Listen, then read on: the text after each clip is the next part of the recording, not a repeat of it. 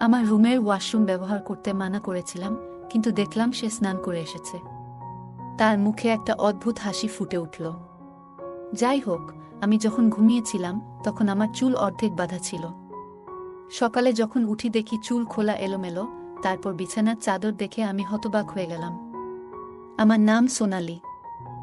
আমি দেখতে খুব সুন্দরী। কয়েক বছর আগে সুভাষের সাথে আমার বিয়ে হয়েছিল। আমার স্বামী খুব ভালো মানুষ ছিলেন, তিনি সবকিছুতেই আমার সাথে একমত হতেন। একদিন আমার স্বামী একটি 16 বছরের ছেলেকে বাড়িতে নিয়ে আসলেন। তিনি বললেন, এই ছেলেটা অসহায়, ও আমাদের বাসায় কাজ করবে। আমার স্বামী খুব কৃপণ ছিলেন। ছেলেটি দেখতে খুব সুন্দর ছিল। আমি স্বামীকে জিজ্ঞাসা করলাম, এই ছেলেটি কোথা থেকে এসেছে?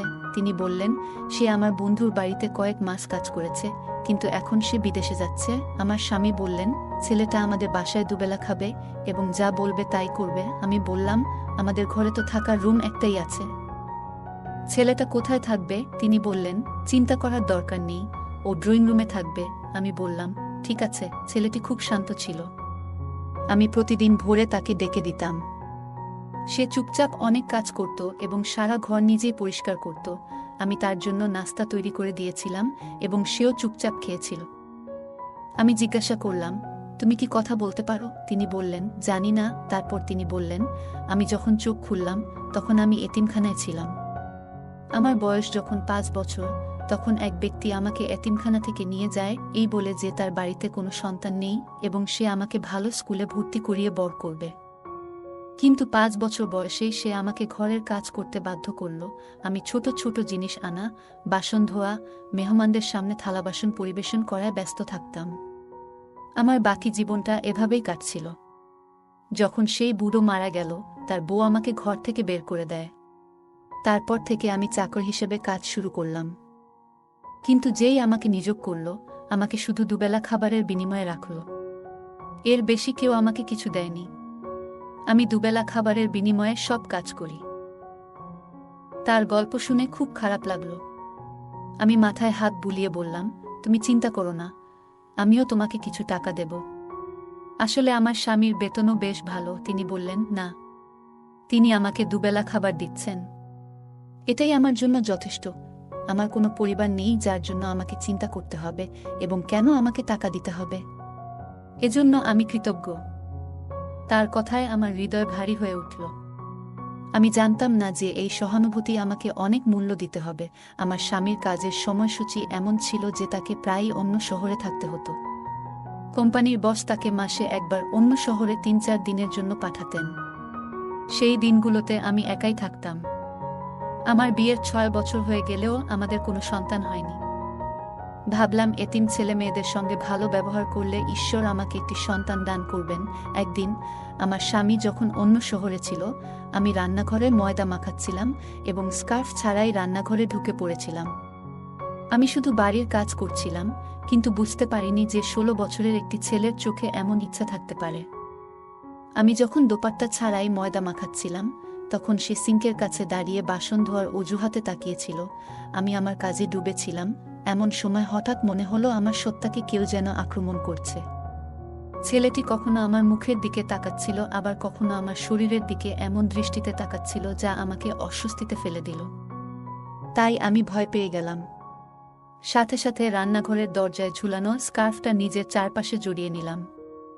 ময়দা প্রায় গুঁড়ো করে ফেলেছিলাম।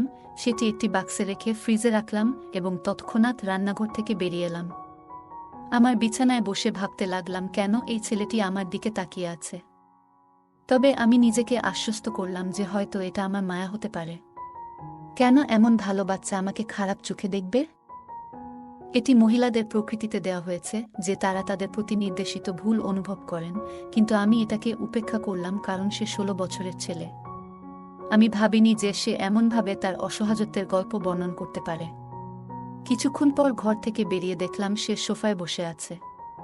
রাতের খাবার খেয়ে সে বলল, ম্যাডাম, বাইরে খুব ঠান্ডা। আমি বললাম, তোমার খারাপ না লাগলে, তুমি তো ঠিকই বলছো।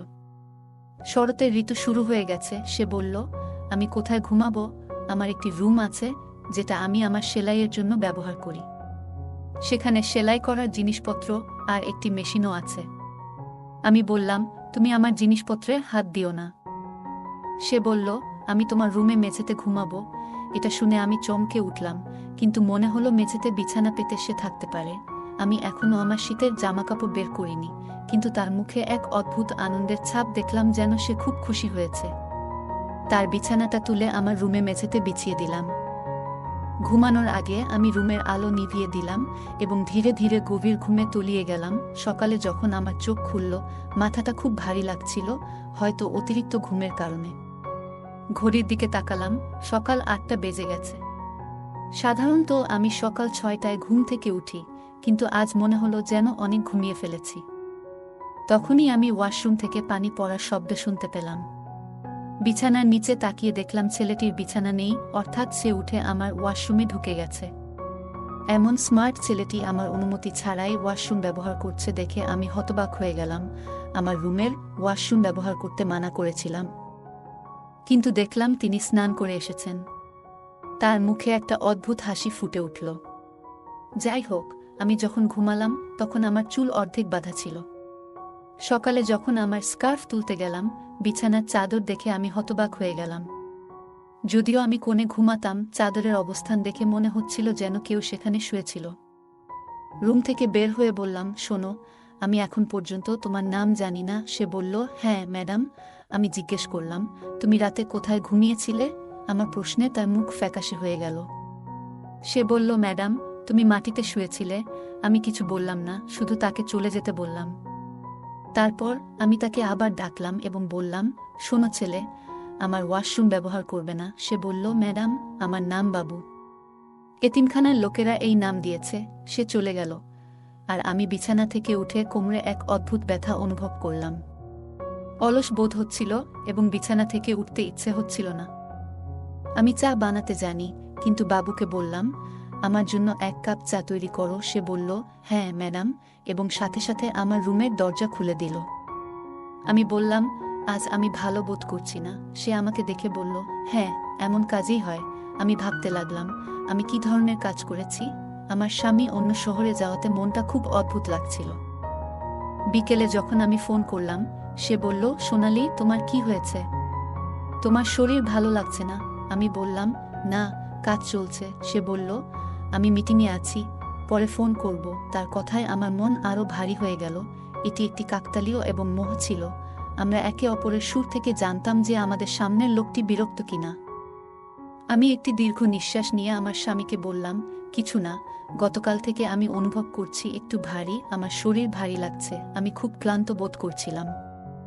আমার ভৃত্য আমার সামনে দাঁড়িয়ে বড় বড় চোখ করে আমার দিকে তাকিয়েছিল। তার চোখে এক অদ্ভুত তপস্যা ছিল, যা তার অস্তিত্বকে সমর্থন করছে বলে মনে হচ্ছিল। খালাম্মা আর বউয়ের ব্যাপার ছিল, তাই ওখান থেকে উঠে ওর রুমে চলে গেলাম। ওর মিটিং জরুরি ছিল। কিছুক্ষণ পর আমি কলটা বন্ধ করে দিয়ে আবার বসলাম। তখন দরজাটা খুলে গেল এবং দরজায় দাঁড়িয়ে থাকা চাকর বলল, কি হয়েছে? আপনি কি কিছু চান? আমি চোখ বন্ধ করে মাথা নেড়ে বললাম, না, আমি কিছুক্ষণ বিশ্রাম নিতে চাই।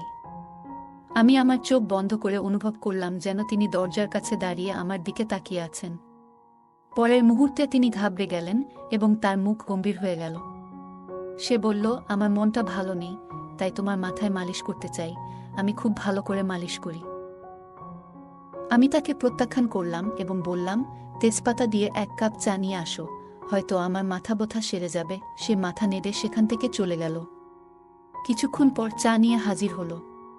চা পান করার সময় মনে হলো সে অনেক পাতা ফেলেছে, তবে আমি চা পান করার সাথে সাথেই আমি আরাম অনুভব করতে লাগলাম। তাই আমি খুব তাড়াতাড়ি ঘুমিয়ে পড়লাম। শুয়েছিলাম, কেউ আসেনি, কারণ এই চাকরের প্রতি আমার পূর্ণ বিশ্বাস ছিল। যাই হোক, সে আমার উপস্থিতিতে পুরো বাড়ির যত্ন নিয়েছে। আমি যখন ঘুমালাম তখন রাত 9টা বাজে। যখন ঘুম ভাঙল তখন ক্ষুধার জ্বালায় ঘরটা আলোয় নিমজ্জিত ছিল। যাই হোক, আমার অবস্থা খারাপ হতে থাকল। 1 কাপ চা খাওয়া শেষ করে যখন বেরিয়ে এলাম, তখন চাকরটি আমাকে দেখেই বলতে লাগল, ম্যাডাম, আপনি কি ভালো আছেন? আপনার জন্য খাবার রেডি করব। সে আমার জন্য অপেক্ষা করছে বলে মনে হলো। আমি বললাম, তুমি আমাকে জাগিয়েছ, তুমি ঘুমাচ্ছ না কেন? আমার মন্তব্যে তিনি একটু হাসলেন এবং আমার দিকে মনোযোগ দিয়ে তাকিয়ে বললেন, আপনি এত সুখে ঘুমাচ্ছিলেন শান্তিতে। আমি একজন চাকর, আমি কে যে আপনার ঘুমের ব্যাঘাত ঘটাবো। তাকে এত সুন্দর দেখাচ্ছিল যে আমি তার কথা শুনে চমকে উঠলাম এবং জিজ্ঞেস করলাম, ওহ মিস্ট্রেস, আপনি এত শান্তিতে ঘুমাচ্ছিলেন? আমি একজন চাকর, আমি কে হব যে আপনার ঘুমের ব্যাঘাত ঘটাবে? যাই হোক, আমি ঘরের সব কাজ সেরে ফেলেছিলাম এবং এমন অনেক কাজ ছিল যা আপনাকে ঘুম থেকে ওঠার পর করতে হবে। তাই ভাবলাম আপনি ঘুমাচ্ছেন আর আমি আপনার জন্য খাবার রান্না করব। তার হাতে তৈরি খাবার খুব সুস্বাদু ছিল এবং সে দূরে দাঁড়িয়ে দেখছিল। আমি তাকে সামনের চেয়ারে বসতে বললাম। একই সময়ে আমার স্বামী ফোন করলেন আর আমি তার সাথে একটানা 2 ঘন্টা কথা বলতে লাগলাম। সেই সময়ে আমার চাকরটি ঘরের বাইরে অপেক্ষা করছিল। 2 ঘন্টা শেষে সে এসে বলল, কতক্ষণ তোমার স্বামীর সাথে কথা বলতে হবে? আমার ঘুম পাচ্ছে। আমার স্বামীও ফোনের ওপাশ থেকে জিজ্ঞেস করলেন, চাকর কোথায় ঘুমাচ্ছে? আমি তৎক্ষণাৎ বললাম, কিছু না, বাইরে ঠান্ডা অনেক বেড়েছে, তাই এখন বাসার ভেতরে ঘুমাচ্ছে। গত রাতেও আমার রুমে একই বিছানায় শুয়েছে। এই কথা শুনে আমার স্বামী কিছুক্ষণ চুপ করে রইলেন, তারপর বললেন, তার ওপরে ওঠার দরকার নেই, তাকে বলো বাইরে আশ্রয়ে শুতে, এখন তেমন ঠান্ডা নেই, নইলে অন্য ঘরটা খালি করে দাও।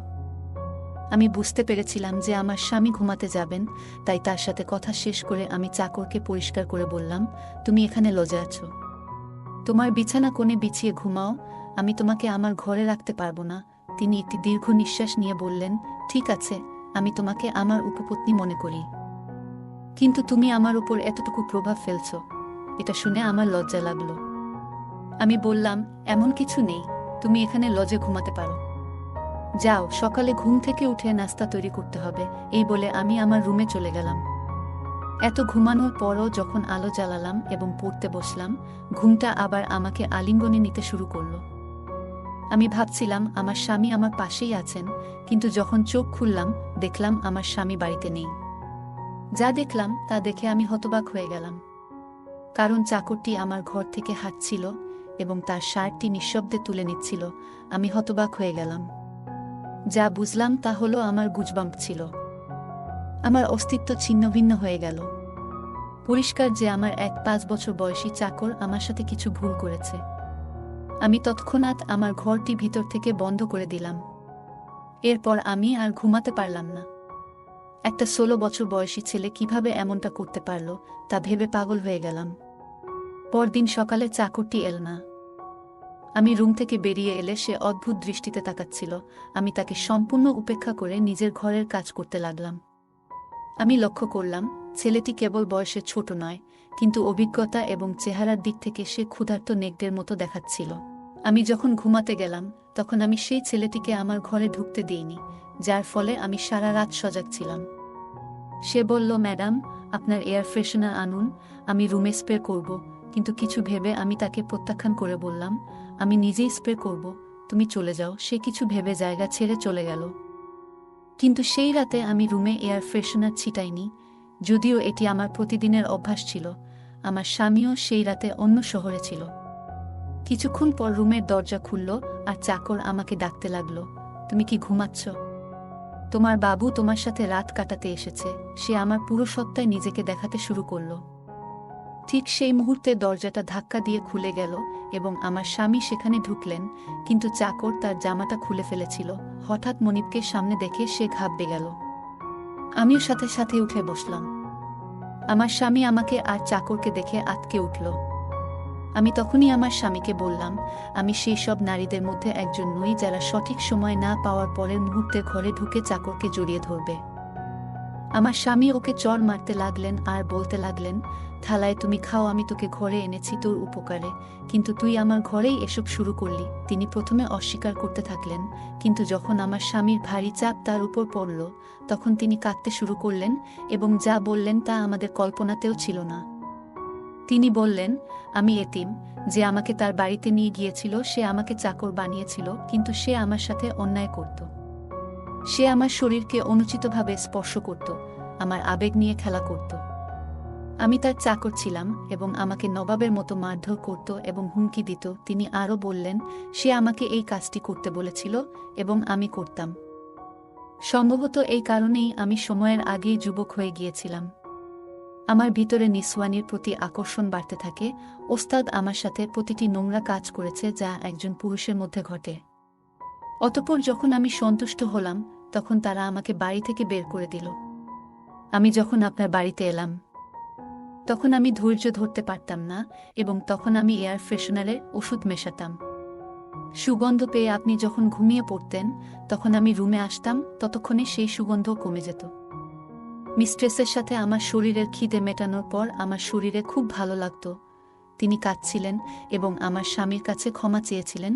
যখন আমি তার উপর অত্যন্ত রাগান্বিত এবং অনুতপ্ত বোধ করছিলাম তখনই আমার স্বামী তাকে বাড়ি ছেড়ে চলে যেতে বললেন, কিন্তু তিনি কান্নাকাটি করতে লাগলেন। আমি মাঝরাতে কোথায় যাব? দয়া করে আমাকে ক্ষমা করুন, আমি এরকম কিছু আর কখনো করব না। আমার স্বামী তখন বললেন, এমন একজনকে এখানে রাখা ঠিক নয়। ছেলেটির এই অবস্থার পেছনে প্রথম দায় ছিল তার মালিকের, যিনি তাকে এতিমখানা থেকে নিয়ে এসেছিলেন। যদি একটু তদন্ত করা হতো তবে হয়তো শিশুটি এতিমখানাতেই নিরাপদ ছিল।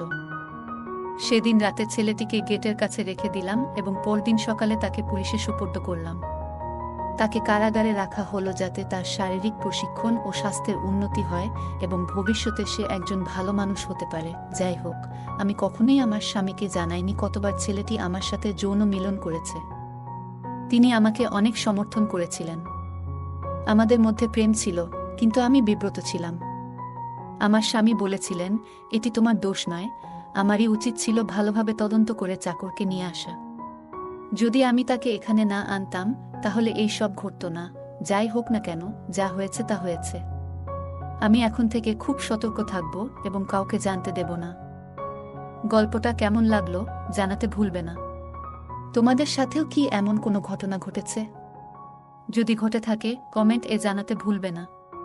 আরও মজার মজার রোমান্টিক গল্প শুনতে চাইলে ভিডিওটি লাইক, শেয়ার এবং চ্যানেলটি সাবস্ক্রাইব করতে ভুলবে না। ধন্যবাদ।